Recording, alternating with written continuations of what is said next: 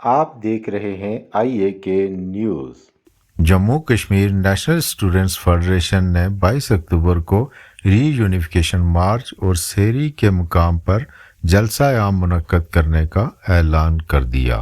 Jammu Kashmir national student federation کے عہدیداران مرکزی صدر ناصر لیاقت، سابق صدور سردار یاسر یونس، سردار فاران مشتاق، مرکزی ڈپٹی سیکرٹری جنرل سردار فصیح آفتاب، ضلعی چیئرمین کامریڈ جلال، ضلعی جنرل سیکرٹری امان جمیل، سردار فہد فاروق، امان اللہ خان نے پریس کانفرنس کے دوران مارچ کا باضابطہ اعلان کیا۔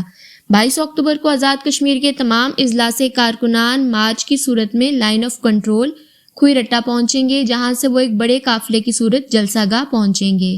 ان عہدیداران کا کہنا تھا، آج ریاست جموں کشمیر تاریخ کے بدترین دور سے گزر رہی ہے، جہاں ریاست کی تقسیم کے منصوبے پر عمل پیرا ہونے کے لیے غاصب ممالک کی طرف سے اقدامات، سیز فائر لائن کو مستقل سرحد بنانے کی طرف پیش قدمی کی سازش ہو رہی ہے۔ اسٹیٹ سبجیکٹ قانون کے خلاف ورزیوں کے ذریعے ہر دو اطراف ڈیموگرافی کی تبدیلی کی کوشش کی جا رہی ہے۔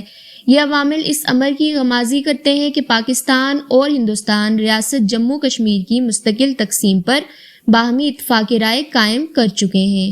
قوموں کی تاریخ میں ایسے نازک اور فیصلہ کن موڑ آتے ہیں جہاں سے تاریخ کے دھارے کا رخ موڑ دیا جاتا ہے۔ Jammu Kashmir national students federation اپنے تاریخی کردار کے تسلسل کو جاری رکھتے ہوئے 22 اکتوبر کو کھوئی رٹا سیری کے مقام کی طرف ری یونیفیکیشن مارچ کا اعلان کیا ہے۔ عہدیداران کا کہنا تھا، 22 اکتوبر کشمیریوں کی تاریخ کا بدترین اور سیاہ ترین دن ہے جب ریاست کے تشخص پر حملہ کیا گیا۔